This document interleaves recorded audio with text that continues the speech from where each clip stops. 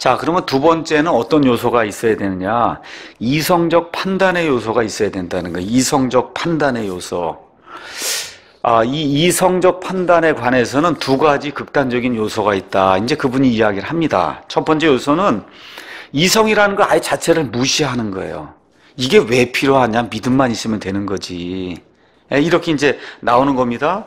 그러니까 우리가 믿음의 삶을 살면은 그냥 믿음만 있으면 되는 거지 왜 이성적으로 이걸 판단하고 생각을 하냐? 그거 불신의 행위다. 이렇게 주장하면서 이성적으로 판단하는 거, 분별하는 것 자체를 아예 무시하는 그런 풍조가 있을 수 있다는 거예요. 이거는 성경이 이야기하는 이 하나님의 인도를 따르는 것이 아니다. 다시 말씀드려, 성경을 문맥에 따라 바르게 잘 해석을 하고 그렇게 하면서 따라가는 거 이거 자체를 아유 저 사람 믿음이 없는 사람이야 이렇게 이야기하면 큰일 난다는 거 아닙니다. 예를 들어 예수님이 40일 금식을 하셨어요. 그렇죠? 40일 금식. 그거 저와 여러분이 하라고 한 겁니까? 아니면 예수님만이 하나님과의 그런 관계 속으로 들어가서 메시아라고 하는 그런 사실 이런 것들을 인식을 하나님의 일을 하기 위해서 예수님이 하신 거예요? 아니면 우리 모두가 다 하도록 그렇게 예수님께서 본을 보여주신 거예요? 여러분 어떻게 이해하세요? 40일 금식하는 동안 예수님이 마귀에게 시험도 받으시고 그렇죠? 이런 모든 일이 기록이 돼 있잖아요. 그 성경에 기록이 돼 있으니까 저와 여러분도 해야 되는 거냐고요? 분명하게 이야기하셔야 돼요. 네. 저는 그렇게 40일 금식을 몇 번 했다고 하는 거 그런 얘기를 들으면 아유 너무 안타깝더라고요. 이건 아니지. 이건 아니지 않습니까? 그렇죠? 그래갖고 이 축복의 종, 은혜의 종이 돼서 내려왔다고 이렇게 이야기를 하는데 나는 그런 데는 아니라고 생각이 들거든요. 그건 아니에요. 그런 예수님께서 공생의 사역에 들어가시면서 첫 아담이 걸려 넘어진 게 그게 뭐예요? 이 안목의 정욕과 인생의 자랑과 그렇죠? 이런 모든 것들 때문에 넘어졌단 말이에요. 그거를 지금 이 둘째 아담이 오셔서 그거를 극복하시면서 마귀에게 넘어가지 않는 이런 것들을 보여주시면서 그 일을 이루시기 위해서 지금 40일 금식이 필요한 건데 아무 생각 없이 무슨 일이 생기면 그냥 40일 금식. 이게 사실 이거 40일 금식 하면 죽습니다, 여러분. 죽어요. 그러니까 제가 판단해 볼 때 40일 금식하고 여러 번 했는데도 안 죽었으면 그건 안 한 거예요, 사실. 제대로 안 한 거예요, 그게. 제가 봤을 땐 그래요. 진짜 40일 금식하는데 어떻게 삽니까? 예수님만 사실 수 있는 거지. 지금 그러니까 성경을 문맥에 따라 잘 봐야지 예수님이 40일, 나도 40일 이거 하면 안 된다는 겁니다. 안 되는 거예요. 그러니까 이렇게 하는 사람들 가운데는 성경 해석을 아예 무시를 하고 또 믿음의 선진들이 써놓은 좋은 주석들도 많이 있습니다. 아이고 저런 건 다 지식적인 거야. 지식은 필요가 없어. 이렇게 하고는 이런 직통 계시적인 어떤 그런 측면으로만 생각을 해서 믿음으로만 해야 된다. 이렇게 나가면 그 하나님이 원하는 그와 같은 의사결정을 제대로 내릴 수 없다는 거예요. 그러니까 이런 사람들 주장은 몸이 아프고 뭐 그래도 약이나 의사 필요 없다는 거죠. 그렇죠? 뭐만 있으면 돼요. 믿으면 충분하다. 이러면서 이분들이 주장하는 성경 구절이 베드로전서 2장에 나와 있는 이런 말씀입니다. 이분들이 늘 인용하는 거예요. 한번 가서 보겠습니다. 베드로전서 2장 22절.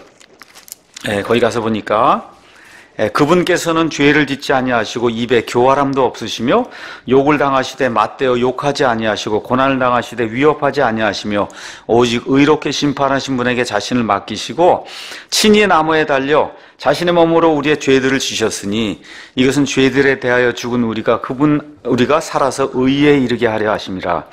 그분께서 채찍에 맞음으로 너희가 고침을 받았나니 너희가 전에는 길 잃은 양 같았으나 지금은 너희 혼의 목자요 감독이신 분에게로 돌아왔느니라. 이렇게 기록이 되어 있습니다. 제가 4절을 읽었어요. 그 4절에 그 24절 끝에 보면 그분께서 채찍에 맞음으로 너희가 고침을 받았다. 이 기록이 나와 있어요. 여러분 한번 이거 4절 읽으시고 이게 지금 영적인 치유를 이야기하는 것 같아요? 아니면 병 나오면 이구절되고 예수님 구원받으면 그러면 모든 병이 낫는 걸로 이해가 되죠. 한번 여러분 읽어보세요. 앞뒤 문맥이 지금 그래서 우리 영혼의 목자 감독이신 분에게 우리가 돌아왔다는 게 지금 결론이잖아요. 맞습니까? 근데 그 일을 위해서 예수님이 십자가에 달려서 죽기까지 우리를 사랑해 주셨다. 그거에 근거해서 예수님께로 돌아왔다는 거죠. 앞뒤 문맥이. 그럼 여기 나오는 이 고침, 여기 나오는 너희가 고침을 받았다는 게 앞뒤 문맥상 감기 걸리면 할 때는 하는 그 고침이에요? 아니면 여기 영이 죄 가운데 빠져서 죽을 수밖에 없는 상태에 이게 치유가 됐다는 게 앞뒤 문맥상. 그렇잖아요. 그런데 오순절 교회 가면 꼭 이거 읽고는 그리고 어떻게 해요? 우리가 병고침을 받을 수 있으니 마귀 내쫓고 할 수 있다. 이렇게 되면 안 된다는 거예요. 이거 앞뒤 문맥이 그런 게 아니거든요, 이게. 그렇죠? 정신을 잘 차리고 읽어보시라. 그게 아니라 지금 영적인 상태에서 죽을 수밖에 없는 이런 사람을 하나님이 고쳐주셨다는 그런 의미로 지금 이게 이해가 돼야 정상적인 그런 이해지. 이 말씀을 읽고는 그리고 이거 근거로 해서 모든 병, 마귀야 물러가라, 뭐 병아 물러가라 이렇게 이거 주장하는 것은 그건 맞지 않는다는 겁니다. 맞지 않는다. 그렇다 그래서 하나님께 기도하지 말라는 거 아닙니다. 어려움이 생기면 기도해야 돼요. 병 고침을 위해서 기도해야 됩니다. 근데 이런 구조를 갖고 하지 말라는 거예요. 하나님의 은혜의 왕좌 앞에 우리가 얼마든지 나갈 수 있으니까 그거로 의지하고 나가야지. 이거 문맥과 전혀 상관없는 이런 구조를 가져다가 하나님 고쳐주십시오. 이건 아니라는 겁니다. 자, 두 번째 극단은 뭐냐? 이성을 최대화시키는 거예요. 그러니까 사람의 합리적인 이성에 의해서 판단이 돼서 믿을 만한 거는 믿고 믿지 못할 건 믿을 수 없다고 이렇게 주장을 하는 겁니다. 이렇게 되면 예수님의 처녀 탄생이라든지 예수님 부활했다는 거라든지 예수님 무리를 걸으셨다라든지 성경에 나와 있는 모든 것들 이거를 다 빼버려야 돼요. 그래서 어떤 분이 이런 것들은 다 빼버린 성경을 한번 이렇게 만들어 봐야 되겠다 해서 다 여러분 믿지 못할 건 다 빼고 나면 이 안에 남는 게 얼마가 되겠어요. 그렇죠? 그럼 남는 거면 뭐만 남겠어요? 사람의 이성적으로 봤을 때 뭐 사랑하고 살아라 뭐 이렇게 이런 좋은 것들만 딱 남고 나면 그럼 뭐하고 똑같냐? 불경이나 도덕경 뭐 이런 거하고 똑같은 거예요. 그렇지 않습니까, 여러분? 하나님의 신비적인 요소가 다 제거가 되고 나면 기독교의 신비 자체가 다 사라지고 마는 겁니다. 그러니까 이런 방식으로 이성을 극대화시키게 되면 그러면 하나님께서 말씀만으로 6일 동안 온 우주 공간을 창조했다. 저 하늘에 수십 조개가 있는 저 별 하나님이 이렇게 말씀만으로 창조했다. 이걸 어떻게 믿을 수가 있어요? 이게 믿기지 않으면 어떻게 예수님 부활한 걸 믿어요? 예수님 부활이 없으면 저와 여러분 어떻게 부활할 걸 믿습니까? 공중에서 나팔 소리 날 때 우리 몸이 호련히 변화될 걸 어떻게 믿습니까? 그렇죠? 하나님이 저 천국에 계시고 우리가 영원 무궁토록 산다고 하는 그 사실을 우리의 이성만 갖고 우리가 어떻게 믿을 수 있어요? 그 불가능한 거거든요. 그렇잖아요. 그래서 오늘 읽은 이 잠언에 나와 있는 말씀, 잠언 5장에 있는 거, 3장 5절에 내 자신의 명철을 의지하지 말라. 그게 지금 두 가지를 이야기하는 거예요. 이성을 너무 극대화해도 안 되고 이성을 너무 극소화해도 안 된다. 그러니까 내 자신의 명철, 하나님은 그거 이상인 분이라 그 사실을 인정을 하라는 거죠. 그러니까 저와 여러분이 이 하나님의 말씀 안에 신비한 그런 요소, 사람이 이해할 수 있는 없는 그런 요소 있다는 것을 분명히 인정을 해야 되는 거예요. 그 인정을 하면서 이성을 사용해서 성경을 현명하게 잘 바라봐야 된다는 겁니다. 다시 말씀드리지만 하나님의 뜻과 인도를 구하기 위해서는 성경을 읽으시면서 문법적으로, 그 다음에 역사적으로, 문학적으로 앞뒤 문맥을 잘 살펴보면서 그러면서 성경을 우리가 이제 읽어야 되는 거예요. 이걸 하려니까 뭐가 있어야 돼? 이성이 있어야 되거든요. 짐승은 이성이 없다 그랬어요. 짐승은 이성이 없어요. 사람은 이성이 있습니다. 하나님의 형상이 들어있기 때문에 앞뒤 문맥을 잘 보면서 성경을 그래서 읽어야 된다. 그 다음에 이제 두 번째는 왜 이성을 우리가 사용해야 되냐? 예상치 못한 일이 우리가 결정을 내렸는데 생길 수 있다는 겁니다. 특별히 일이 내가 원하는 대로 잘 안 생겨요. 이렇게 됐을 때 무조건 내가 성경을 잘못 해석했구나, 아니면 내가 의사결정을 잘못 내렸구나, 이렇게 생각하면 안 된다는 겁니다. 우리 한번 창세기 42장 말씀 한번 가서 보겠습니다. 창세기 42장 35절에서 36절 이제 한번 가서 보겠습니다. 창세기 42장 35절에서부터 36절 이제 거기 가서 보니까 야곱의 아들들이 식량이 떨어져서 이집트에 갔다가 이제 요셉을 만나고 온단 말이에요. 근데 누구 하나를 남겨두고 와야 되냐면 시므온을 남겨두고 누굴 데려오라 그래. 그 베냐민 하나 남은 걸 데리고 오라 그랬단 말이에요. 그래가 집에 와서 아버지한테 얘기하는 거예요. 음식 뭐 이거 다 갖고 왔는데 아버지 다음번에 갈 때는 베냐민을 꼭 데리고 가야만 이 시므온도 찾아오고 양식도 살 수 있습니다. 그렇게 얘기했더니 거기 가서 보니까 36절에 그들의 아버지 야곱이 그들에게 이르되 너희가 나로 하여금 내 자식들을 잃게 하여도다. 요셉도 없어졌고 시므온도 없어졌는데 너희가 베냐민을 빼앗아 가고자 하니 이 모든 일들이 나를 대적하는도다. 여러분, 나중에 시간이 지나서 보니까 이게 모든 일이 자기를 대적하는 거예요? 아니에요. 아니잖아요. 마찬가지로 저와 여러분의 삶에도 이런 어려운 일이 생기면 아이고 하나님 도대체 왜 이렇게 하십니까 하고 이렇게 할 수 있다는 거예요. 이렇게 할 때도 이성을 잘 사용해서 이런 성경 말씀을 잘 이해하고 요게 시간이 조금 지나니까 야곱이 그냥 너무 좋아갖고 요셉을 만나 부둥켜 안고 울고 그러면서 사는 모습이 나오지 않습니까? 나중에 이게 끝난 다음에 야곱이 거기 가서 살다가 죽게 되니까 죽었어요, 야곱이. 그럼 나머지 이 10아들들이 큰일 난 거예요. 이제 요셉이 우리를 죽이겠구나. 이제 아버지 살아있을 동안에는 봐줬는데 이제 아버지가 죽었으니까 다 팔고 이런 거 갖고 와서 우리를 죽이겠구나. 그래서 어떻게 해요? 머리를 조아리고 우리가 잘못했습니다. 그렇게 하니까 이 요셉이 너무 마음이 아파갖고 50장 말씀 한번 가서 보겠습니다. 창세기 50장.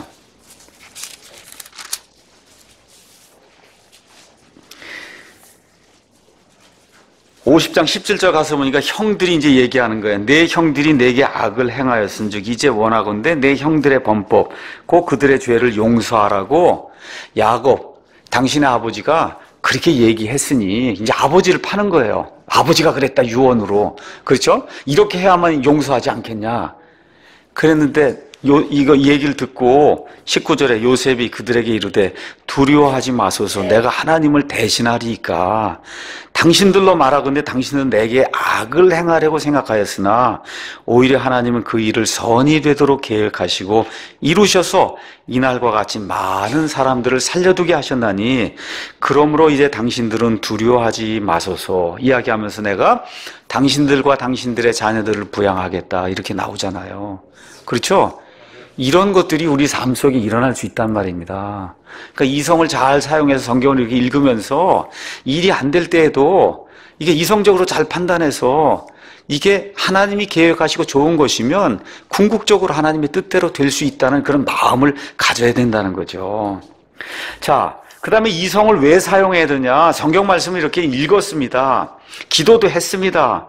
이성을 왜 사용해야 되느냐? 우리가 선택하는데 자유가 너무 많기 때문에 이성을 사용해야 된다는 겁니다.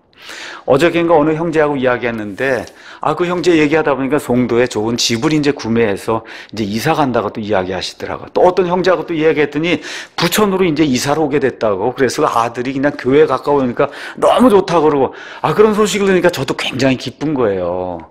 여러분 한번 집을 한번 생각해. 이제 집을 사기로 했어요. 그러면 우리나라에 있는 모든 집이 내가 살 수 있는 집이에요. 한두 개가 있는 게 아니잖아요. 수백만 채가 일단 집을 사기로 하면 다 내 집이 될 수 있는 거 아닙니까? 일단은 그렇죠? 예, 그러니까 다시 말씀드려 내가 다 선택할 수 있는 거예요. 모든 걸 사도 다 옳고 그름의 문제가 아니라 뭐 어떤 문제로 바뀌는 거냐? 좋고 더 좋고의 문제로 바뀌게 되는 거예요. 이제는. 그렇죠? 이런 문제에서 이성이 발동을 해서 올바른 선택을 해야지. 예, 이성적으로 생각 안 하면 어리석은 결정을 내리게 된다는 거예요. 일단은 내가 능력이 있냐? 알겠죠? 내가 능력이 있냐? 500평짜리 집 뭐 이런 거 살 수 있는 능력이 있냐? 내 선택은 할 수 있어도 그 능력이 없으면 안 되는데 그 선택에 놓으면 죽을 때까지 고생하잖아요. 그렇잖아요. 그 내 구매 한도에 집을 사야 되는 거 아닙니까?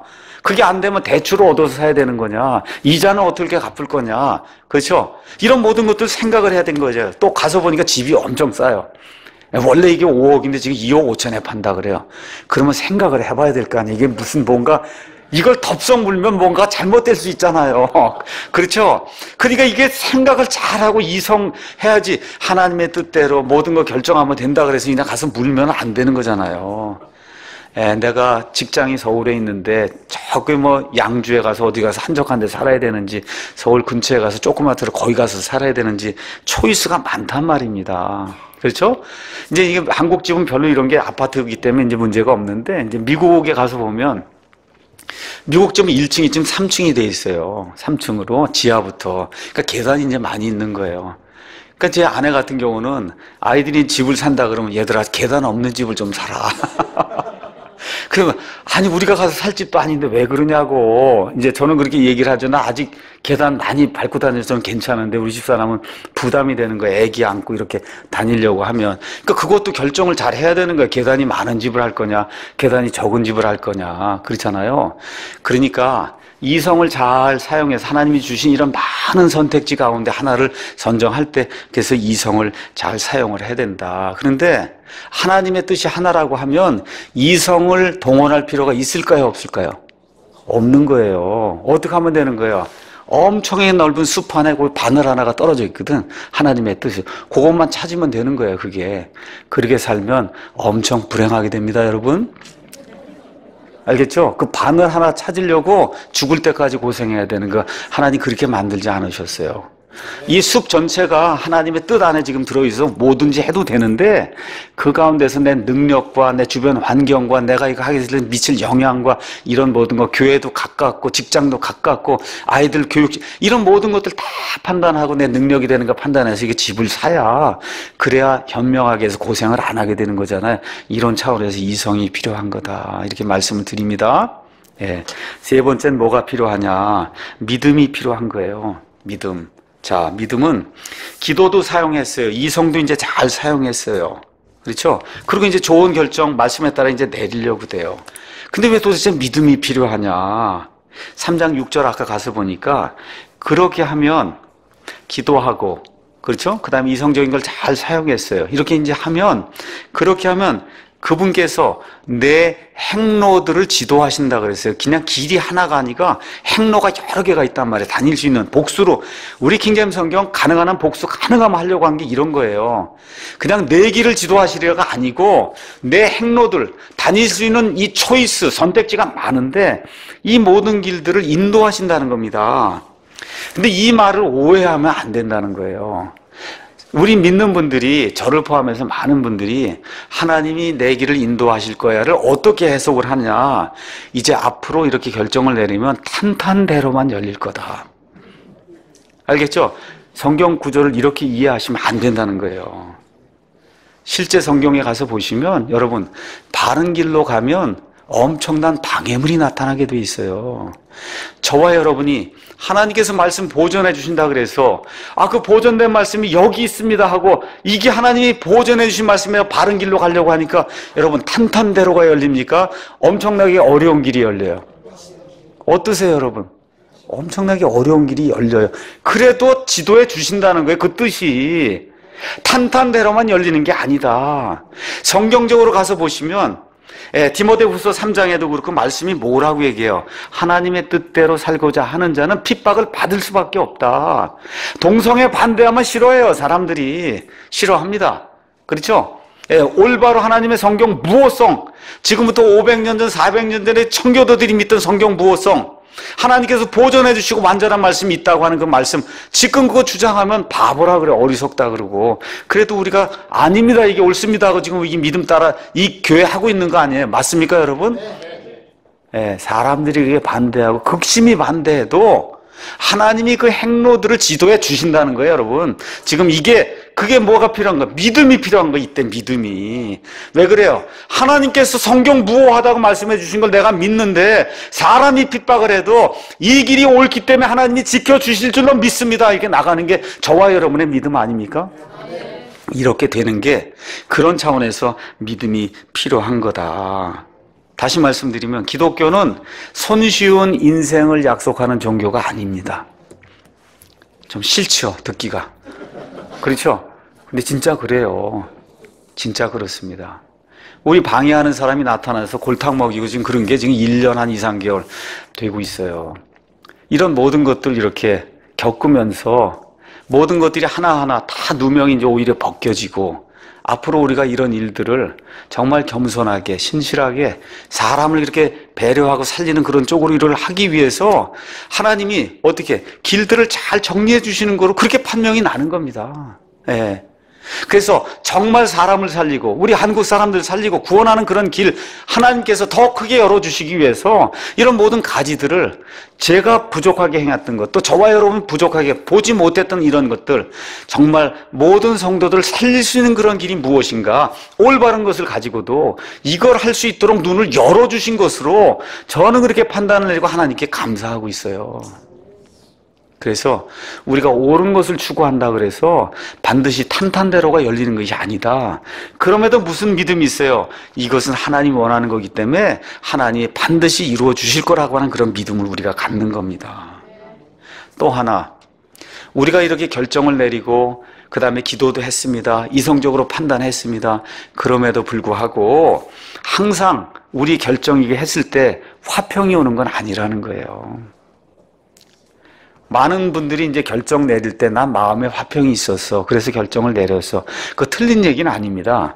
그런데 그럼에도 불구하고 우리 성경 역사를 보니까 아까 요셉도 제가 말씀드렸죠. 네. 그 다음에 지금 야곱도 이야기했죠. 바울도 이야기했죠. 어때요? 항상 어려움이 따를 수 있다는 겁니다. 어려움이 따를 수 있다. 다시 말씀드려, 우리가 이렇게 결정을 내렸을 때 여러 가지 불확실성이 놓여 있다는 겁니다. 우리가 이제 예배당을 지으려고 그래요. 뭐 돈이 어떻게 되든 하여튼 한번 지어보려고 지금 시도를 해보려고 그러고 있습니다. 그래서 어저께는 아마 우리 형제님들이 나보고 나가라 그러더라고요. 그래서 뭐 했냐 그랬더니 다시 지을 건지 안 지을 건지 우리 다시 한번 확인 좀 해보자.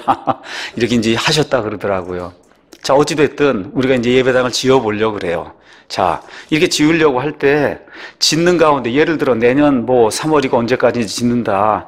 그럼 지금 짓기로 시작한 이후부터 마음이 편해갖고 지금 내년 2월까지 그냥 룰루룰루 하고 여러분 그럴 것 같아요, 제가?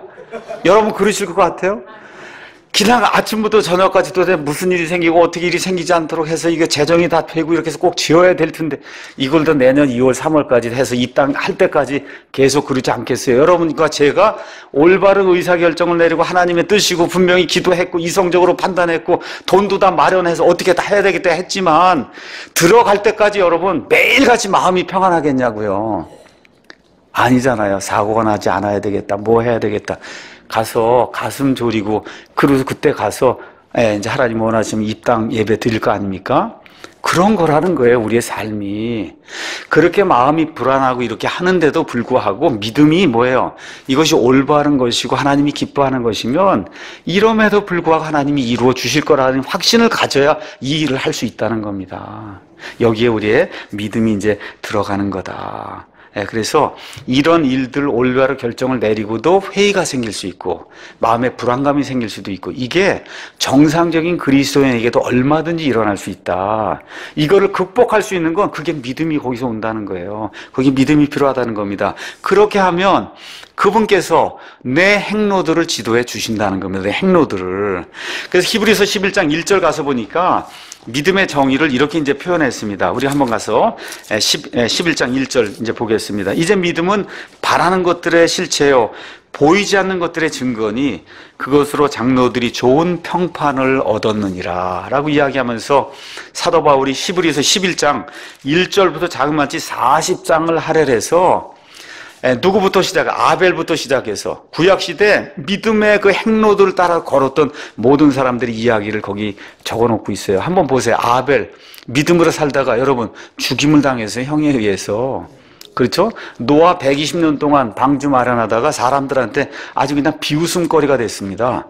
그렇죠? 모세 잘 살고 있었으면 얼마나 좋았겠어요. 거기 쫓겨나갖고 미디안 광야 가서 40년 동안 헤매는 그런 안타까운 삶을 살기도 했어요. 그러니까 믿음의 길을 간다고 해서 모든 것이 탄탄대로가 아니다. 이걸 다 보여줬단 말이에요.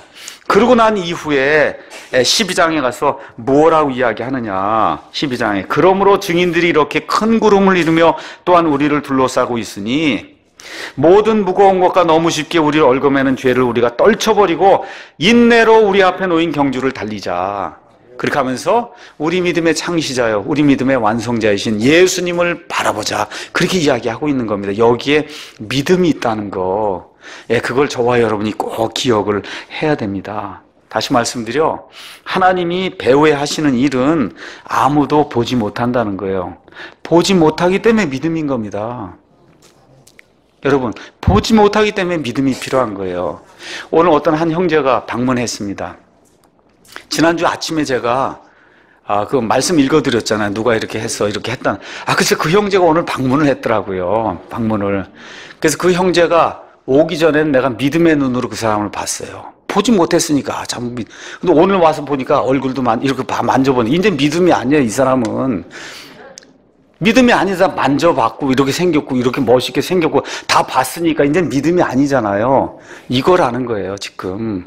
내가 지난주에 소개할 때는 믿음으로 소개한 거고 오늘 소개한 믿음이 아니라 보는 걸로 소개한 거예요. 믿음은 근본적으로 보이지 않는 걸 믿는 거예요. 맞습니까? 보이지 않는 거를.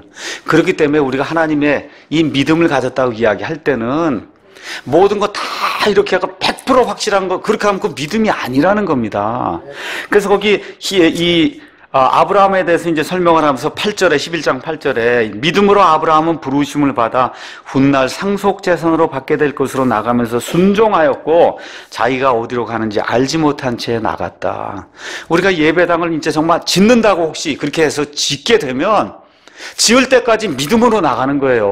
어떻게 될지 우리가 어떻게 압니까? 그거를 다 알고 모든 게 보장이 된 상태로 나가면 그건 믿음의 일이 아니잖아요. 이해하시겠죠? 그것 때문에 저와 여러분이 기도하고 하나님께서 믿음을 주시길 원합니다 하고 이렇게 돼서 한마음이 되고 모든 것이 이성적으로 판단이 되고 또 기도도 하고 하나님이 이루어 주실 거라고 어려움에도 불구하고 이런 모든 박자들이 이제 맞게 될 때 우리가 그런 일들을 시작해 볼 수 있는 거다. 그래서 결론적으로 로마서 8장 28절 우리 오늘 아이들 나와서 했죠.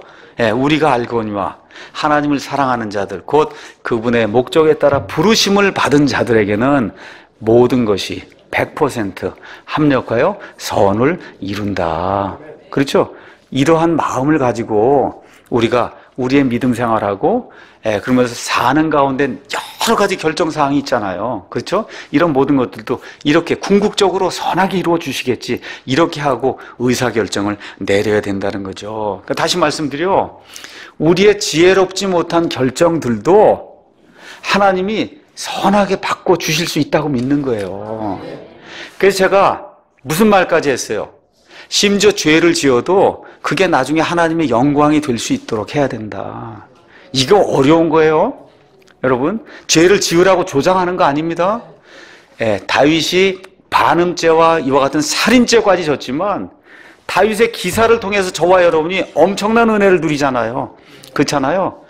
우리가 정말 잘못된 그런 결정, 악한 죄를 지어도 하나님 안에서 하나님께서 선하게 이루어 주실 수 있다는 이런 생각을 가지면서 두렵게 하나님을 섬겨야 된다는 겁니다. 그래서 하나님을 영화롭게 하면 하나님이 우리를 영화롭게 만들어 주신다는 이 생각을 하셔야 돼요. 사무엘기상 2장 가서 보시면 제가 참 좋아하는 그런 말씀이 그 안에 들어 있습니다. 2장 말씀 읽겠습니다. 여기 엘리 제사장이 자기 아들들을 하나님보다 더 위에 두게 될 때 하나님께서 책망하시는 그런 내용이 2장 30절에 이렇게 이제 기록이 되어 있습니다. 뭐라고 이제 기록이 되어 있냐? 나를 존중히 여기는 자들을 내가 존중히 여기고 나를 멸시하는 자들을 내가 소홀히 여기겠다. 이 성경의 복받는 비결이에요. 하나님을 영화롭게 여기고 하나님을 두렵게 여기고 하나님을 존중하면 하나님이 저와 여러분과 저와 여러분의 건강과 생업에 하나님이 그의 복을 주시고 그걸 존중히 여겨 주실 겁니다. 존중히. 그렇게 저와 여러분이 이해하시면 좋을 것 같아요. 자, 이 모든 말씀과 더불어 결론의 말씀 이제 드리겠습니다. 자, 살면서 우리가 매사에 무언가를 결정을 해야 돼요. 이렇게 결정을 해야 됩니다. 이런 걸 결정을 할 때 일단 하나님의 그 명백한 말씀 이런 걸 쭉 보시면서 결정을 내려야 되는 거 그건 맞는 거예요. 그럼에도 불구하고 거기에 세 가지 요소가 같이 작용을 해야만 올바른 결정을 내릴 수 있다. 첫 번째는 뭐예요? 기도. 이것이 옳은 것인가 아닌가. 말씀 자체를 잘 분별해야 되고 내가 이 상황이 맞는가를 잘 구분하기 위해서 지혜를 달라고 하나님께 기도해야 되고 그 다음에 이성을 동원해서 그렇죠? 이성적으로 잘 판단해서 사람들에게 어리석은 자로 비치지 않는 그런 결정을 내리기 위해서 이렇게 이제 판단을 하되 우리의 명철을 의지하는 것이 아니라 하나님이 주시는 이런 올바른 이런 분별력을 가지고 이런 일들을 해야 된다. 마지막으로는 믿음을 가지고 의사결정을 내려야 된다. 여러분, 지금은 참 취직하고 이러기가 이제 어려웠는데 과거에 이제 제가 뭐 30년 이렇게 전에 그때는 취직하려고 이거 원서를 내면 10군데가 됐어요. 10군데. 그때는 이제 공대 엔지니어가 많지 않아. 그럼 여러분 결정해야 될 거 아닙니까? 10군데 중에 하나를. 그렇잖아요. 그 얼마나 고민이 되겠어요. 이것저것 다 하고. 이 인생이 그런 거예요.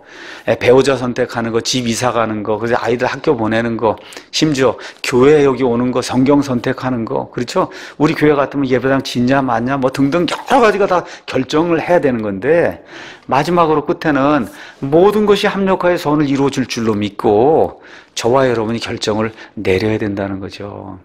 어느 형제님이 그러더라고요. 아이, 목사님이 저렇게 안 했으면 더 좋았을 텐데. 그렇게 이야기해요. 나중에 보니까 그게 오히려 잘 됐더라. 이런 이야기하는 그런 경우도 제가 본 적이 있어요.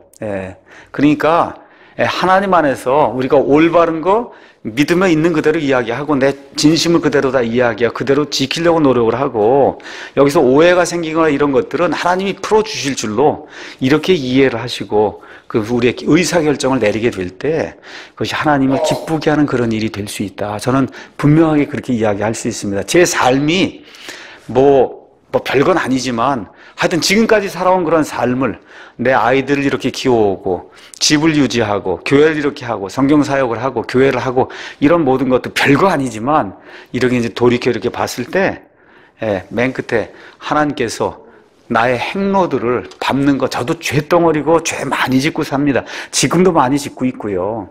그럼에도 불구하고 하나님을 존중히 여기려고 노력하고 있어요. 하나님을 영화롭게 하려고 노력하고 있어요. 내가 내린 결정이 그 당시에 좋지 않은 게 많이 있을 수 있습니다. 경험도 했고요. 그럼에도 불구하고 어떻게 해요? 모든 것이 착착착 이렇게 모든 것이 쫙 이렇게 해갖고 그물에 고기를 모으듯이 쫙 이렇게 모아가지고 하나님께 영광이 되고 그렇죠? 저와 여러분 모두에게 유익이 되도록 하나님이 해 주실 줄로 믿는 게 그게 그리스도인의 올바른 의사결정의 맨 마지막 단계다. 이렇게 이해하시고 하나님께 내가 내려야 될 그런 여러 가지 의사결정들 이번 주에 무엇이 있는가 또 우리 교회에 대해서 제가 좀 부탁을 드렸잖아요. 좋은 시공업체 또 제일 중요한 게 뭐야? 돈이에요. 좀 가격 저렴하게 잘 할 수 있는 또 속속이지 않고 7, 8개월 잘 할 수 있는 이러한 사람들이 좀 선정이 좀 될 수 있도록 이렇게 될 수 있도록 여러분이 한 주간 내내 또 다음 주에도 기도해 주시고 그래서 선하게 우리가 결정을 내려서 하나님께 영광 돌리는 그런 전 교회가 되기를 간절히 원합니다. 기도하겠습니다.